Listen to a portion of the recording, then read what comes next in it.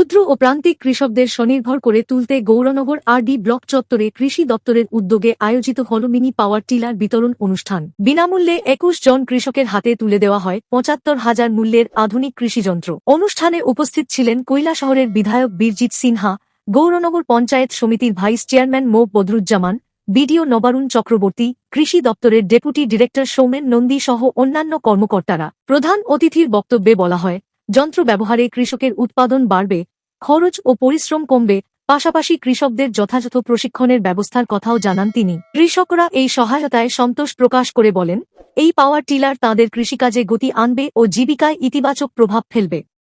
ঘাস বাঁচার লেগা কিন্তু এগুলি দিয়া ছোট ছোট জায়গাতে ১ পোয়া জায়গা, আধা কানি জায়গা বা ইভেন ১ কানি জায়গাতে চাষ দিতে খুব সুবিধা, কারণ জিনিসটা ছোট এবং এটা অল্প জায়গার মধ্যে ঘুরতেও পারে। বিশেষ করে এগুলি সবজি চাষের লেগা খুবই উপকারী। কিছু কিছু জায়গাতে যদি একটু জলও থাকে, উতলা না, মোটামুটি যদি জলও থাকে, তাহলে লোহার যে ইয়েগুলি আছে, চাকাগুলি এটা আছে, এটিও লাগানো যায়।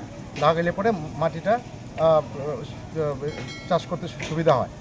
আমরা এটা দিতেছি একটা স্কিমের আন্ডারে, যেটা আমরা কই SMAM, submission on agricultural mechanisation, যেটা রাষ্ট্রীয় কৃষি যোজনার RKVY, রাষ্ট্রীয় কৃষি বিকাশ যোজনার অন্তর্গত একটা স্কিম। এইগুলির জন্য প্রত্যেক কৃষকের এখানে প্রত্যেকটাতে গভর্নমেন্ট ৭৫,০০০ টাকা করে সাবসিডি দিচ্ছে প্রত্যেকটা মেশিনে গভর্নমেন্ট। আজকের দিনে এখানে ২১টা এই পাওয়ার উইডার এই গৌরনগর ব্লকের অন্তর্গত কৃষকদের দেওয়া হইতেছে। আমরা মনে করি যে যেভাবে কৃষির উন্নতির দরকার, সেই উন্নতি হইতেছে, তার একটা অঙ্গ হিসাবে কৃষিটারে যত মেকানাইজ করা যায় তত আমাদের লাভ। কারণ চাষবাস করতে মানুষের কাজে লাগাইলে যে পয়সা খরচ হয় বা অনেক সময় মানুষ পাওয়া যায় না, আমরা যদি যন্ত্রপাতি ব্যবহার করি তাতে চাষটাও তাড়াতাড়ি হয়, পয়সাও কম লাগে এবং যুগটাই মেকানাইজেশনের যুগ। অনেকের বাড়িঘরেই দেখবেন যে ক্ষেত পইরা আছে, লোকের অভাবে চাষবাস হয় না, কিন্তু মেশিন থাকলে হয়। আজকের দিনে মেশিনের মাধ্যমে সব কিছুই সম্ভব। ধানের ক্ষেত্রে যদি দেখেন, ধান রোয়ার থেকে ধরে কাটা পর্যন্ত সব মেশিনে করা যায়। সবজিও অনেক কিছু মেকানিক্যালি করা যায়।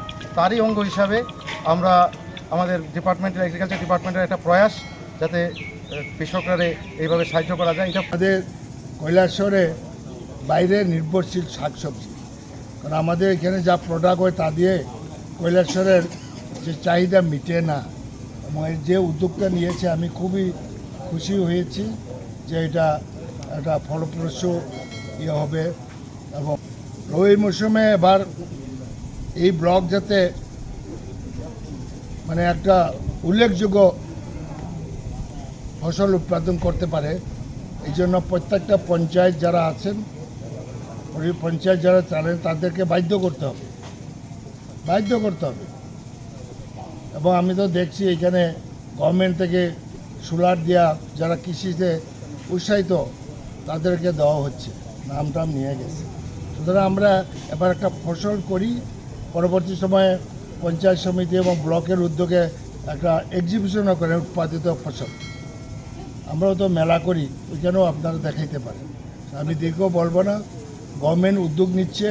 বিশেষ করে ত্রিপুরা যে খাদ্যের স্বয়ংসম্পূর্ণ করতে গেলে যারাই আমরা কৃষক এখানে আছেন, এগিয়ে আসতে হবে।